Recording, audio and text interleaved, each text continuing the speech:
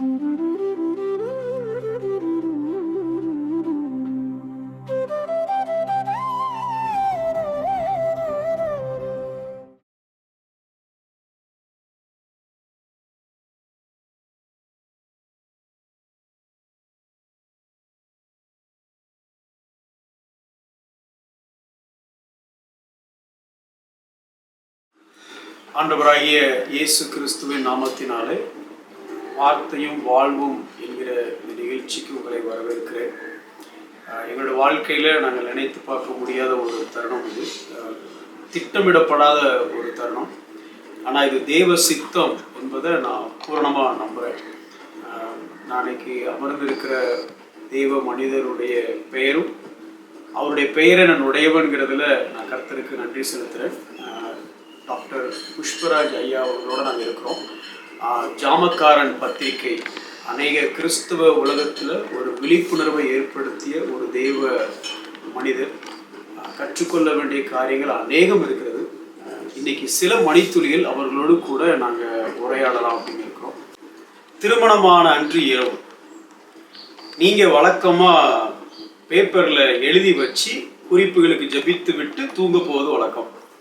அது திருமண நாள் இரவு அம்மா ஒரு குருவானவருடைய மகள். அன்று இரவு என்னாச்சு அப்படின்னா, நீங்கள் வந்த உடனே முழங்கால் போட்டு வழக்கம் போல் ஜெபம் பண்ண ஆரம்பிச்சிட்டிங்க. அம்மாவும் சேர்ந்து ஜெபம் பண்ணணுங்க உங்கள் எதிர்பார்ப்பு. ஆனால் அம்மா தூங்கிட்டாங்க. இது உங்களுக்கு ஒரு மனசுக்கு வருத்தமாக இருந்துச்சு. பல வருடங்கள் கழித்து நீங்கள் ஒரு குறிப்பிட்ட இடத்துக்கு ஊழியத்துக்கு போகும்போது உங்களுக்கு ஒரு தகவல் வருது, அம்மா கொஞ்சம் சீரியஸாக இருக்கிறாங்க, சில சுகவீனம். நீங்கள் உடனே திரும்பி வரீங்க. அம்மாவோட நிலைமையை பார்க்குறீங்க. எல்லாரும் வெயிட் பண்ணிட்டு இருக்கிறாங்க. நீங்கள் உடனே ஒரு கழிவறையில் போய் நின்றுட்டு நீங்கள் ஜெபிக்கிறீங்க. ஜெபிச்சுட்டு பார்க்கும்போது அம்மா முழிக்கிறாங்க. அவங்க கேட்ட முதல் கேள்வி, நீங்கள் ஊழியத்துலலாம் இருக்கணும், நீங்கள் எங்கே இங்கே வந்தீங்க அப்படின்னு உங்களை கேட்டாங்க. இந்த இடத்துல இருந்து இந்த இடத்துக்கு அம்மாவுடைய வாழ்க்கை மாற்றம் நீங்கள் செய்த முயற்சிகள் என்ன? என்னுடைய வாழ்க்கை தான் அதுக்கு சாட்சி. எந்த ஒரு ஊழியக்காரனும் அவருடைய குடும்பத்தில் அவனுக்கு நல்ல பேர் இருக்கும், அதுதான் முதல். அப்புறம் தான் ஊரில் நல்ல பேர், அப்புறம் தான் வெளியில். ஆண்டவருடைய சட்டமும் அப்படிதான் சொல்லுது. எருசலேமிலே, யூதேயாவிலே, சமரியாவிலே, அப்புறம் உலகத்தின் கடைசி வரைக்கும் நீங்கள் எனக்கு சாட்சியாயிருங்க. பிரசங்கம் பண்ணுங்கன்னு சொல்லுது, சாட்சியாயிருங்க. அந்த என்னுடைய ஜப வாழ்க்கையும் பைபிள் வாசிப்பும் அந்த சாட்சி தான் அவங்களுடைய உள்ளத்தையும் மாற்றுச்சு. நானாக எதுவும் கட்டாயப்படுத்தலை, எதுவுமே ஆவிக்குரிய ஜீவிதத்தில் கட்டாயப்படுத்தக்கூடாது. ஏன்னா இவங்க தேவனை தெரிஞ்சவங்க, ஊழியக்காரருடைய மகளாக இருக்கிறாங்க. ஆனால் ஒரு பேர் கிறிஸ்தவ வாழ்க்கையில் தான் இருந்தாங்க. ஆனால் அந்த என்னுடைய மகனுடைய அந்த மரண சந்தர்ப்பத்தில் தான் அவங்களும் தன்னுடைய வாழ்க்கையை ஒப்பு கொடுத்தாங்க. அந்த மாற்றம் அவருடைய ஜீவிதத்தில் படுக்கையிலேயே காணப்பட்டுச்சு. அதுதான் முதல் மாற்றம். அதை கண்டு ஆண்டவரை ஸ்தோத்திரம் பண்ண தொடர்ந்து ஊழியத்திலே ஸ்தோத்திரம். ரெண்டாவது கேள்வி என்ன அப்படின்னா, நீங்கள் ஊழியத்துக்கு வந்தீங்க, அப்புறம் உங்களுடைய சகோதரிகள் உங்களுடைய குடும்ப பாரத்து நிமித்தமாக, பொறுப்புகள் நிமித்தமாக நீங்கள் ஊழியத்தை விட்டுட்டு திருப்பி நீங்கள் ஃபேமிலியோட ரெஸ்பான்சிபிலிட்டிக்காக நீங்கள் போனீங்க. அதுக்கப்புறம் திருப்பி ஊழியத்துக்கு வந்தீங்க. ஒருவேளை அந்த காலத்தில் ஒரு விமர்சனம் இருந்திருக்கலாம், அழைப்பில் நிற்கலை, இல்லை பின்வாங்கி போயிட்டாரு டாக்டர் அப்படிங்கிற. இதை எப்படி கையாண்டீங்க? உங்களுக்கு ஏதாவது ஒரு கில்ட் கான்ஷியஸ் வந்துச்சா, இல்லை இதை எப்படி கையாண்டீங்க? நிச்சயமா அது ஊழியத்துக்கு பிறகு வரல, ஊழியத்தின் துவக்கத்தில் அது வந்தது. 1964 வருஷம் நான் ரட்சிக்கப்பட்டேன். அதுக்கப்புறம் 1976 வருஷம் என்னுடைய வேலையை ராஜினாமா பண்ணேன். சொந்தமாக கிளினிக் வச்சுருந்தேன். அதையும் கம்ப்ளீட்டாக மூடிட்டு முழு நேர ஊழியத்தில் இறங்கினேன். அப்படி இறங்குற சமயத்தில் என் மனைவிகிட்ட நான் சொன்னேன், இனி பெரிய தொகை நம்ம கையில் கிடைக்காது, உன்னுடைய சம்பளத்தை வச்சு தான் குடும்பம் நடக்கும்.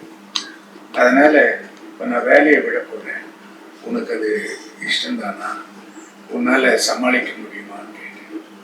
அப்போ அவங்க சொன்னாங்க, எங்கள் அப்பா அம்மா ஏழை ஊழியக்காரி, அந்த காலத்தில் கொஞ்சமாக சம்பளம் தான் 1000 இருக்குது. அப்படிப்பட்ட சந்தர்ப்பத்தில் எங்களுடைய குடும்பமும் வறுமையில் தான் இருந்தது. 2 நேரம் ஆகாரம் இருந்தது. பல குடும்பங்களில் 1 நேரம் தான் ஆகாரம் இருக்கும். அப்படி இருக்கிற சமயத்தில் கர்த்தர் என் குடும்பத்தை ஒருமையிலும் வழி நடத்தினார். அது எனக்கு நல்ல எக்ஸ்பீரியன்ஸாக இருந்தது. ஸோ என்னுடைய வாழ்க்கையிலையும் இந்த மாதிரி நெருக்கம் வருதுன்னு தெரிஞ்சால் இது வரைக்கும் நம்ம ரொம்ப சந்தோஷமாக இருந்தோம் இல்லையா. எல்லா பணமும் வச்சுட்டு உங்களுடைய ப்ரைவேட் கிளினிக்கில் கிடைச்ச பணம், ஆஸ்பத்திரியில் வந்த பணம், என்னுடைய பணம் எல்லாம் வச்சு இப்போ நல்ல அப்படி வாழ்ந்த நாங்கள் இப்போ ஒருமை போவோம்னு நான் சொல்லலை. கர்த்தர் அந்த அளவுக்கு விட மாட்டார். ஆனால் இந்த சம்பளத்திலே சமாளிக்க என்னால் முடியும். தைரியமாக நீங்கள் வேலையை விடலாம் அப்படின்னு. அந்த சந்தர்ப்பத்தில் தான் பெங்களூரில் ஒரு ஊழியக்கார் அவர் சொன்னார், இந்த மாதிரி என்னுடைய வாழ்க்கையில் ஃபாரின் வெளிநாட்டு பணத்தை வச்சு நான் ஸ்தாபனம் நடத்தி நிறைய ஊழியங்கள் நடத்திட்டு இருக்கேன். திடீர்னு எனக்கு பணம் அனுப்புகிற ஸ்தாபனம் உங்களுக்கு எக்ஸ்ட்ரா பணம் கொடுக்குறேன், அது ஒரு நல்ல ஊழியக்காரர், அந்த பணத்தை கொடுத்து நீங்கள் ஊழியத்தை நடத்துங்க, தொடர்ந்து அவங்களுக்கு நான் பணம் அனுப்புவேன். அப்போ தான் எனக்கு யோசனை வந்தது. என் மனைவியும் சொன்னான், டாக்டர் புஷ்பராஜ் அவங்களுக்கு இந்த பணத்தை கொடுத்து ஊழியத்தை நடத்தலாமே அப்படின்னு. அந்த சமயத்தில் தான் ஒரு அங்கே ஒரு கன்வென்ஷன் நடத்தி அதில் ப்ரெசன்ட் பண்ண வச்சு, அப்போ திரும்பி போகும்போது அவருக்கு இந்த பணத்தை எல்லாம் கொடுத்து தொடர்ந்து மாதம் மாதம் பணம் அனுப்பணும்னு சொல்லிடலான்னு பிளான் பண்ணி அப்படியே நடத்துனாங்க. அப்போது கடைசி நாள் வீட்டில் கன்வென்ஷன் முடித்து வீட்டுக்கு வந்தோம். எல்லாரும் சாப்பிட்டோம். சாப்பிட்டதுக்கு அப்புறமேல ஜெபம் பண்ணும்போது அப்போது சொன்னார், அந்த ட்ரேயில் இருக்கிற பணத்தை எடுத்துட்டு வாங்க தன்னுடைய மனைவிக்கு அவர் கட்டளையிட்டார். உடனே உள்ளே இருந்து ட்ரே நிறைய ரூபாய் எடுத்துட்டு வந்தாங்க. அப்போ இந்த விவரத்தை சொன்னாங்க. கடந்த 9 மாதமாக எனக்கு ஒரு ஊழியக்காரர் பணம் அனுப்பிட்டு இருக்காரு வெளிநாட்டில். இது வந்து எனக்கு இல்லை, வேறொரு ஊழியத்தை தாங்குங்க அப்படின்னு சொல்லி. அப்போ தான் எனக்கு ஞாபகம் வந்தது. அப்போது இந்த பணத்தை அப்படியே சேவ் பண்ணி வச்சுட்டே இருந்தேன். இப்போது உங்களுக்கு இந்த பணத்தை நாங்கள் கொடுக்க தீர்மானிச்சிருக்கோம். இனி மாதம் மாதம் உங்களுக்கு இது வரும். என்ன ஊழியம் எப்படி செஞ்சீங்கன்னா கணக்கெல்லாம் கேட்க மாட்டேன். நான் கொடுக்குறத நீங்கள் ரிசீவ்டு கையெழுத்து போட்டு வாங்கினா போதும். இந்த அளவுக்கு என்னை உற்சாகப்படுத்தி அவர் சொன்னார். சொன்ன உடனே அப்போ நான் சொன்னேன், அந்த பணம் தட்டில் இருக்கிற பணத்தை பார்க்கும்போது என் வயிறு கலக்க ஆரம்பிச்சிச்சு. உடனே அப்போது நான் சொன்னேன், ஐயா ஒரு காரியம் சொல்லிங்க, இந்த பணத்தை எடுத்து வைங்க, நான் வீட்டில் போய் ஜெபம் பண்ணிட்டு என் மனைவிட்டையும் சொல்லிட்டு அப்புறமேல கர்த்தர் இதை அனுமதி கொடுத்தா நான் வாங்கிக்கிறேன் அப்படின்னு சொன்னேன். அப்போ அவர் சொன்னார், சரி அனுமதி கொடுத்தா நீங்கள் வாங்கிக்கங்க, அது வரைக்கும் இது இங்கே இருந்தால் எனக்கு சோதனையாக இருக்குது அப்படி யாரும் சொல்லவே மாட்டார். ஸோ அவருடைய ஊழியம் வெளிநாட்டு பணத்தினால அவர் ஊழியம் செஞ்சாலும் அவர் அந்த பணத்தை சரியான விதத்தில் செலவு பண்ணுறதுனால தான் இந்த பணத்தை சோதனைன்னு சொல்லி சொன்னார். அதனால என்ன நீங்களே எடுத்து வச்சுட்டு கடவுள் சொன்னதுக்கப்புறம் நீங்கள் எடுங்க அப்படின்னு. இல்லையா சொன்னதுக்கப்புறம் எடுக்கிறேன், இது நீங்கள் இங்கேயே வச்சிருங்கன்னு சொல்லிட்டு ஜெபம் மாத்திரம் பண்ணிட்டு வீட்டுக்கு வந்தோம். வந்துட்டு ஒய்ஃபுக்கிட்ட விவரத்தை நான் சொன்னேன். அப்போது ஒய்ஃப் சொன்னாங்க, கர்த்தர்கிட்ட நம்ம ஜெபம் பண்ணி கேட்போம், இப்போ நாம் நடத்துகிற இந்த குடும்ப வாழ்க்கையே இதுவே நமக்கு போதுமானதாக தெரியுது, எக்ஸ்ட்ரா வந்து மற்ற ஊழியக்காரங்க விழுந்த மாதிரி நம்ம விழுந்துட்டா என்ன பண்ணுறது, அதனால் நீங்கள் உங்களுடைய முறை பிரகாரம் ஜெபம் பண்ணி கேட்டுட்டு செய்யுங்க அப்படி. உடனே நானும் சரின்னு சொல்லி தனிமை ஜெபத்துக்கு அடிக்கடி நான் ஏற்காடுக்கு தான் போவேன். அங்கே கேத்தலிக் ரூமில் தங்கிட்டு பக்கத்தில் புதர்கள் அந்த மாதிரி இடத்துல பகலெல்லாம் உட்காந்து, எல்லாம் டீ எஸ்டேட் தானே, ஜன நடமாட்டம் கிடையாது, தனியாக உட்காந்து எல்லாம் ஜெபம் பண்ணிட்டு சாயந்தரமாக ரூமுக்கு நான் திருப்புவேன். அப்படியே அந்த காலையில் ஜெபிக்க ஆரம்பித்து, அடுத்து இந்த காரியத்துக்கு தான் நான் வந்திருக்கிறேன், இந்த பணத்தை நான் வாங்கலாமா வேண்டாமா, தயவுசெய்து எனக்கு பதில் சொல்லுங்கள், அந்த பதில் பெறத்துக்காக தான் நான் வந்திருக்கிறேன் அப்படின்னு சொல்லி மற்ற விஷயங்களுக்காக நான் ஜெபம் பண்ணிட்டேன். சாயந்தரம் வீட்டில் வந்து ரூமில் வந்து படுத்துக்கிட்டேன். அந்த முதல் நாள் எந்த பதிலும் இல்லை. 2வது நாள் இல்லை, 3வது நாள் இல்லை, 4வது நாள் நான் சொன்னேன் என்னுடைய டைம் முடிஞ்சிருச்சு, இப்போ நான் டியூட்டிக்கு போகணும், அதனால எனக்கு பதில் சொல்லாமல் நான் எப்படி போகிறது? சில சமயத்தில் மௌனம் சம்மதத்துக்கு அடையாளம் நான் எடுத்துக்கலாமா அப்படின்னு மனுஷ ரீதியில் அந்த கேள்வியும் நான் கேட்டேன். நான் அதுக்கும் பதில் இல்லை. இப்போ ஒன்றுத்துக்கு பதில் இல்லைன்னு சொல்லும்போது இதுவே பதிலாக நான் எடுத்துக்கிறேன். நீர் எதுக்கும் பதில் சொல்லலை. அப்போ இந்த பணத்தை வாங்குறதுனால என்னுடைய பிற்கால வாழ்க்கை பாதிக்கப்படும்னு நீர் நினைக்கிறதால தான் ஒரு பதிலும் நீர் சொல்லாமல் இருக்கிறேன். ஆகவே நான் இதை வாங்குறதுலேன்னு நானே தீர்மானம் பண்ணுறேன். நீர் பதில் சொல்லாட்டாலும் பரவாயில்ல, நான் தீர்மானம் பண்ணிக்கிறேன் அப்படின்னு தீர்மானம் பண்ணி ஜெபம் பண்ணிட்டு வந்துட்டேன். வீட்டில் கேட்டாங்க, என்ன கர்த்தர் என்ன சொன்னார்? நான் சொல்ல 3 நாளும் அவர் மௌனமாகவே இருந்தார், 4வது நாளும் மௌனமாக இருந்தார். அப்போ அவங்களும் சொன்னாங்க மௌனம் சம்மதத்துக்கு கிடையாது. அதான் மனுஷ ரீகத்தில் எல்லாரும் அப்படிதான் சொல்லலாம். ஆனால் சொல்லணும்னா சொல்லலாம் இல்லையா? எனக்கு பின்னாடி வரப்போகிற ஆபத்து எனக்கு தெரியாது, அவருக்கு தானே தெரியும். அப்போ என்னதான் தீர்மானம் இல்லை, நான் வாங்குறதுல தீர்மானம் பண்ணிட்டேன். பரவாயில்லையா, தாராளமாக செய்யுங்க, இவ்வளோ நாள் நம்ம வாழலையா? அது மாதிரி ஒத்துழைப்பு கொடுக்குற நல்ல மனைவி கர்த்தர் எனக்கு தந்ததுனால தான் இந்த ஊழியத்தில் நான் தொடர்ந்து நான் நிற்க முடியுது. அப்படி கர்த்தர் அவங்கள பக்குவப்படுத்தி வச்சிருந்து நானும் அந்த பிரதருக்கு ஃபோன் பண்ணி சொல்லிட்டேன், இந்த மாதிரி அந்த பணம் வேணாம், வேற ஊழியக்கார கொடுத்து என்கரேஜ் பண்ணுங்க, அந்த ஊழியத்தை தாங்குங்க அப்படின்னு சொன்னேன். இல்லை 1 வாரம் பொறுத்து பார்க்கலாமா அப்படின்னு கேட்டார். இல்லை இல்லை, ஒரே பதில் தான், 1 வாரம் கழிச்சுலாம் பதில் இல்லை அப்படின்னு சொன்னேன். உடனே அவர் சந்தோஷமா ஃபோன் பண்ணி சொன்னார், ஒரு 2 நாள் பொறுத்து டாக்டர் இந்த மாதிரி இருக்கிற ஒரு ஊழியக்காரர் தான் இந்த பணத்தை கொடுத்து தாங்கணும்னு நான் நினைச்சோம், நீங்களே அது வேண்டாம்னு சொன்னப்போ எனக்கு ரொம்ப சந்தோஷமா இருக்குது. ஏன்னா அந்த மாதிரி இவ்வளோ பெரிய தொகையை நீங்கள் வேண்டாம்னு சொல்றது எங்கள் குடும்பத்துக்கும் எங்கள் ஊழியக்காருக்கும் எல்லாருக்கும் பெரிய சந்தோஷம். நீங்கள் இப்படி இருங்க டாக்டர், ஒரு நாளும் டாக்டர் கைவிட மாட்டார் கர்த்தர் அப்படின்னு அவரும் என்னை வாழ்த்தி ஜெபம் பண்ணிட்டு விட்டுட்டார். அதுக்கப்புறம் இதுவரைக்கும் அப்படியே வாழ்கிறேன். கர்த்தர் திரும்பியாக நடத்திட்டு வர்றாரு. மனைவியும் அதுக்கேற்ற மாதிரி ஜெபிக்கிற மனைவியாக இருக்கிறதுனால கர்த்தர் கிருபை செஞ்சார். பெரிய கற்றுக்கொள்ள வேண்டிய ஒரு பெரிய பாடம், மிகப்பெரிய பாடம். ஏன்னா நாங்கள் கொடுக்கறதுக்காக ஜெபம் பண்ணுமே தவிர வாங்குறதுக்காக ஜெபம் பண்ணுறது இல்லை, அந்த மாதிரி கலாச்சாரம் ஆகிடுச்சு. நீங்கள் ஆரம்ப காலத்தில் FMBBக்கு ஃபர்ஸ்ட் மிஷினரியாக நீங்கள் பெரியமலை போனீங்கன்னு நினைக்கிறேன். அதுக்கப்புறம் நீங்கள் பல நாட்கள் எந்த ஆர்கனைசேஷனுக்கும் கீழே இல்லை, தனிப்பட்ட முறையிலே உங்களுடைய கன்வென்ஷன் மூலியம் உங்களுடைய மினிஸ்ட்ரி, டீச்சிங் மினிஸ்ட்ரி அப்படியே போயிட்டே இருந்துச்சு. இந்த காலகட்டத்தில் உங்களுடைய தேவைகள் சந்திக்கப்பட்ட காரியம் ஏதாவது ஒரு சம்பவம் ஞாபகத்தில் இருக்குமா? தேவன் இல்லை, எப்பவும் போல தான் வர வருமானத்தை வச்சு நாங்கள் ஒய்ஃபனுடைய சம்பளத்தையும் வச்சு நல்லாவே நடத்திட்டு இருக்கோம்.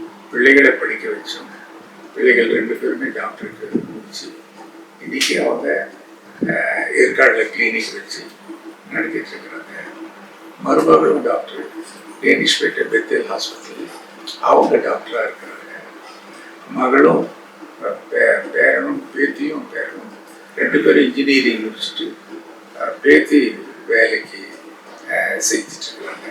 பேரனுக்கு இப்போ தான் பிளேஸ்மெண்ட்டில் வேலை கிடைச்சிருக்குது, இப்போ பிரவேசிக்க போகிறாங்க. அப்படியே மகளும் மகளுடைய குடும்பமும் அவங்களும் கர்த்தருடைய காரியத்தை செய்யறதுனால சயாக்ஸ் இன்டர்நேஷ்னல் செமினரியில் பிரின்சிபலாக இருந்தார் மருமகன் டாக்டர் பிரபுசிங் அப்படின்னு சொல்லிட்டு அவருடைய பேர். அவர் EUலலாம் நல்ல ப்ரீச்சர். அப்படி ஃபெமிலியரான ஒரு ஊழியக்காரர் அவர். மகளும் அதே ஊழியத்துக்கு தான் அர்ப்பணிச்சதுனால 2 பேருமே அந்த ஊழியத்தை அவங்க செய்கிறாங்க. ஒரு மக +1 முடிக்கிறாங்க. இப்படி நடத்திட்டு இருக்கிறாங்க. 2வது நான் மிஷினரி ஊழியத்திலிருந்து வெளியே வந்ததுக்கு அப்புறமேல எப்போதும் போல வாழ்க்கை நடந்தது. எப்போதும் போல ஒரு குறையும் இல்லாதபடி எல்லாத்துக்கும் எல்லாருக்கும் டேட்டு கேட்டவங்களுக்கு எல்லாம் தேதி கொடுத்துட்டேன். ஸோ போக வர செலவோட சேர்த்து கொடுக்குறது பணம் அது எங்கள் குடும்பத்தில் போதுமானது சர்ப்ளஸாகவும் இருந்தது. கர்த்தர் அதை நல்ல விதத்தில் ஆசீர்வதிச்சார். அதுதான் பிள்ளைகள் எல்லாத்தையும் நல்ல விதத்தில் படிக்க வைக்க முடிஞ்சது. கர்த்தர் ஆசீர்வதித்தார். இப்படி எங்களுடைய வாழ்க்கை நடந்தது. உங்க வீட்டுல அம்மா ரொம்ப ஸ்ட்ரிக்ட் அப்படின்னு நீங்க சொல்லிடுறீங்க. ஆமா, அக்கா அம்மா வந்து குளிக்க போயிட்டு இல்லை கொஞ்சம் லேட்டா வந்தா கூட வெளியில இருந்து அம்மா திட்டுவாங்க. அந்த அளவுக்கு அம்மா கடினமா ரொம்ப டிசிப்ளினா இருப்பாங்க அப்படின்னு சொல்லியிருக்கீங்க. நீங்க ஒரு கிறிஸ்தவ குடும்பத்துல பிறந்ததுனால அம்மா அப்பா உங்களுக்கு கற்றுக் கொடுத்த உங்க வீட்டுல நடைமுறைப்படுத்தப்பட்ட பிரின்சிபல் தான் இருக்கா? காலையில எழுந்து இந்த வசனம் படிக்கணும், சபைக்கு போறது, இது குறித்து என்னென்ன ஒழுக்க முறைகளை கற்றுக் கொடுத்தாங்க சின்ன வயசுல? எங்கப்பா 30 வருஷமா சிஎஸ்சி சர்ச் செக்ரட்டரியா இருந்தார். அந்த காலத்துலலாம் எலெக்ஷன் இல்லை, செலெக்ஷன் தான். எலெக்ஷன் தான் ப்ராப்ளம் உண்டாகுது. அப்போ சரி இவரே நல்லா நடத்துறாரு, இவரே இருந்துட்டு போட்டோன்னு விட்டுருவாங்க. அந்த மாதிரி தான் இருந்தது. அது எப்போ சிஎஸ்சி உருவானதுக்கு அப்புறமேல ரூல்ஸ் அண்ட் ரெகுலேஷன்லாம் மாற்ற ஆரம்பிச்சாங்க. எலெக்ஷன் வந்த உடனே எங்கள் அப்பா சொல்லிட்டாங்க, நான்லாம் நிற்கல, எனக்கு அது வேண்டாம், இது வரைக்கும் செஞ்சு முடியும் போதும்னு விட்டுட்டேன். அப்பா இந்த மாதிரி நல்ல ஒரு நீதி உள்ள மனுஷனாக இருந்தாரே தவிர ரட்சிக்கப்பட்ட மனுஷனாக இல்லை. அதே மாதிரி எங்கள் குடும்பம் நல்ல நீதி உள்ள ஒரு நல்ல நிஷ்கலங்கன்னு சொல்றது என்னது தமிழ்ல ஒழுக்கமா நியாயமா, ஆமா, ஒரு கலங்கமற்ற குற்றமற்ற அந்த மாதிரி வாழ்க்கை நிஷ்கலமா. அதான் அது மாதிரி நீதிமானாக அவங்க வாழ்ந்தாங்க. ஆனா ரட்சிப்புன்ற அனுபவம் அவங்களுக்கு கிடைக்கல. ஸோ கர்த்தர் அதை ஹானர் பண்றாரு. ஏன்னா அவங்களுக்கு யாரும் ரட்சிப்பை பற்றி சொல்லல. அதனால நானும் பெரியவங்க நான் போய் அதை போய் ரட்சிப்பை பற்றி சொல்ல முடியாது. 64 நான் ரட்சிக்கப்பட்ட போவே அப்பா கிட்ட நான் சொன்னேன், நான் ரட்சிக்கப்பட்டுட்டேன் அப்படின்னு.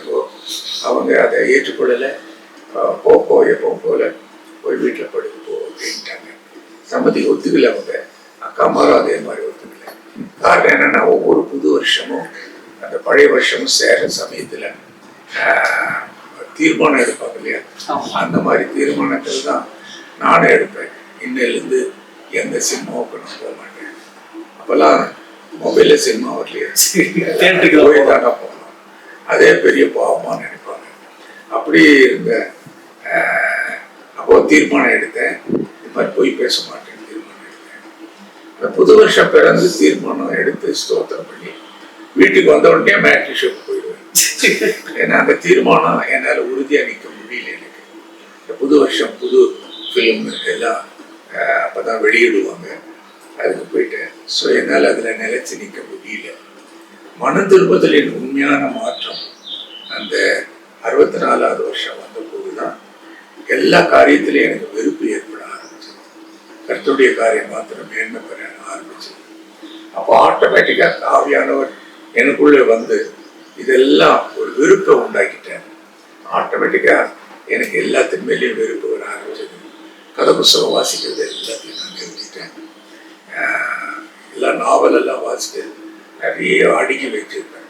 எல்லாத்தையும் இங்கே இருக்கிற இதுக்கு லைப்ரரிக்கு கொடுத்துடலான்னு தீர்மானம் பண்ணேன். அப்படி முதல்ல கொடுத்துட்டேன். அதுக்கப்புறம் தான் தீர்மானம் பண்ணேன், இப்போ நாமளே லைப்ரரியில் போய் பணம் வாங்கி அந்த கதை புஸ்தகம் வாசிக்கிறதுக்கு நாமளே ஊக்குவிக்கிற மாதிரி இருக்குதுன்னு சொல்லி மீதி உள்ள புஸ்தகத்தை எல்லாம் பின்பக்கம்தான் மண்ணெண்ணை ஊற்றி கொடுத்துட்டேன். அதே மாதிரி சினிமா ரெக்கார்டு வச்சுருந்தேன். நிறைய latest cinemas record, gramophone record இதெல்லாம் போட்டு எல்லாம் கொடுத்தோம். அப்போ அந்த மாதிரி வைராக்கியமாக இருந்த சமயம் தான் ஒருத்தர் வந்தார், கிராம்ஃபோன் ரெக்கார்டு எல்லாம் இப்படி நீங்கள் கொடுத்தாதீங்க, மீதி ஏதாவது வச்சுருந்தீங்கன்னா எனக்கு கொடுங்க, நான் அதில் வசனம் எழுதி நிறைய பேருக்கு நான் கொடுக்குறேன், அந்த ஊழியத்தை நான் செய்கிறேன் அப்படின்னு.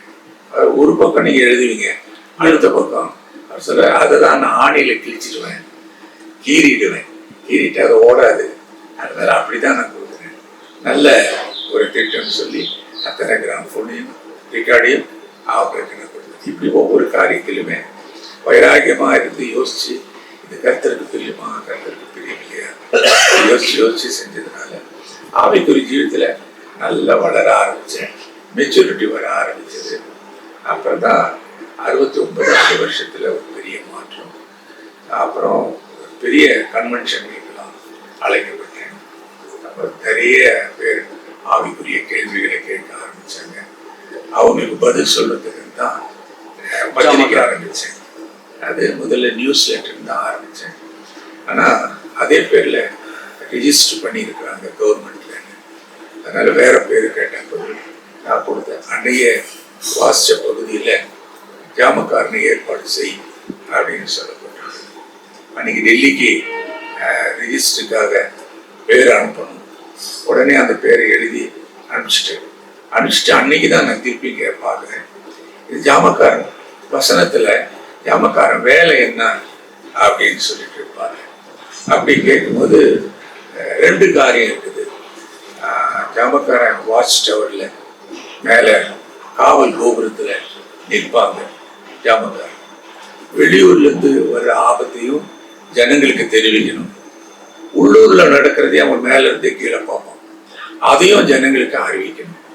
இந்த ரெண்டு வேலை, எச்சரிக்கிறது, அறிவிக்கிறது, இந்த ரெண்டு வேலை தான் ஜாமக்கார வேலை அப்படின்றது தெரிவிச்சிட்டேன். எங்க தூரத்துல புகையெல்லாம் வருது, குதிரைகள் வருது. அந்த காலத்துல சொல்லுவோம், உடனே எடுத்து சங்கு ஊதி எக்கால ஊதி அறிவிப்பான், இப்படி டேஞ்சர் வருதுன்னு. ஜனங்க ஜாக்கிரதை ஆயிடுவாங்க, தற்காத்துக் கொள்வாங்க. உள்ளூர் நடக்கிற காரியத்தை ஜனங்களுக்கு தெரியாது, அந்த மேல இருந்து பாக்குறதுக்கு தெரியும். எங்க ஒரு ஊழியக்காரன் தலையில மூடிட்டு ஒரு பொம்பளை வீட்டுக்கு போறான் அப்படின்றத பார்க்க என்னால முடியுது.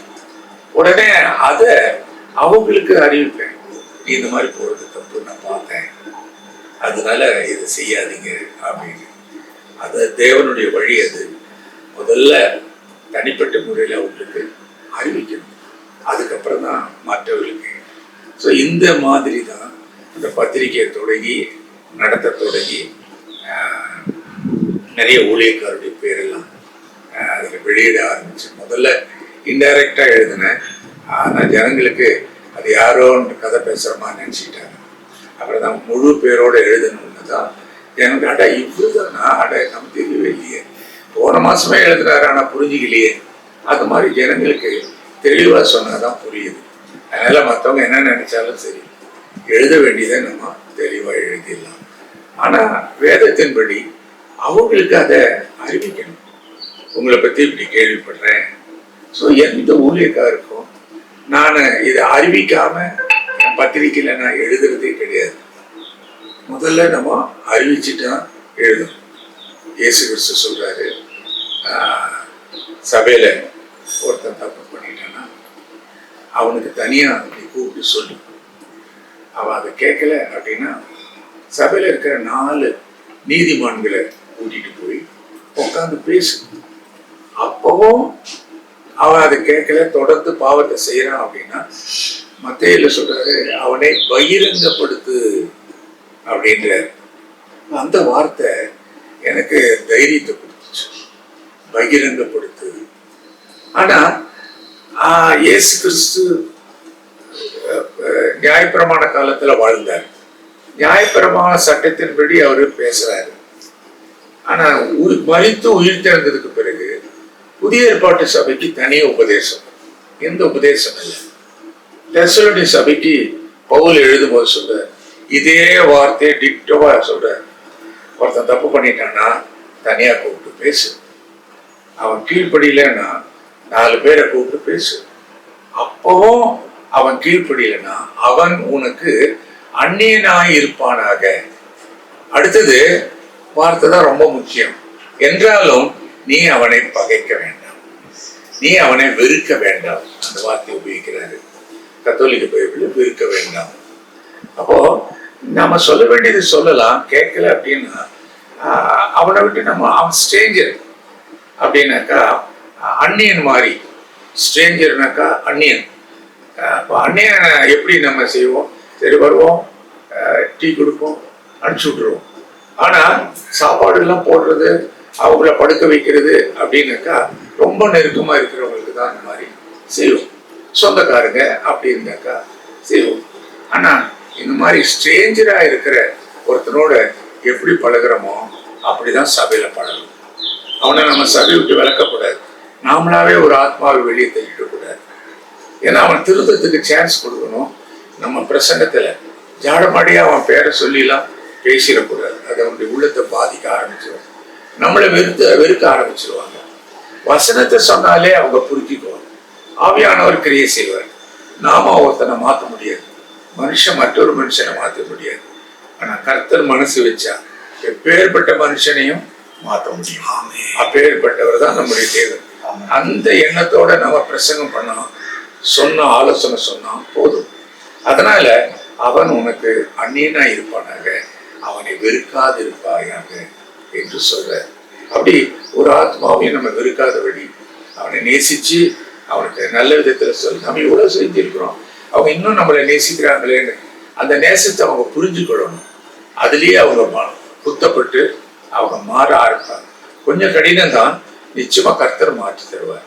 ஸோ இந்த வசனத்தின் ஏற்பாடின்படிதான் நான் என் பத்திரிகையை நான் நடத்துறேன். தினகராகட்டும் யாராகட்டும்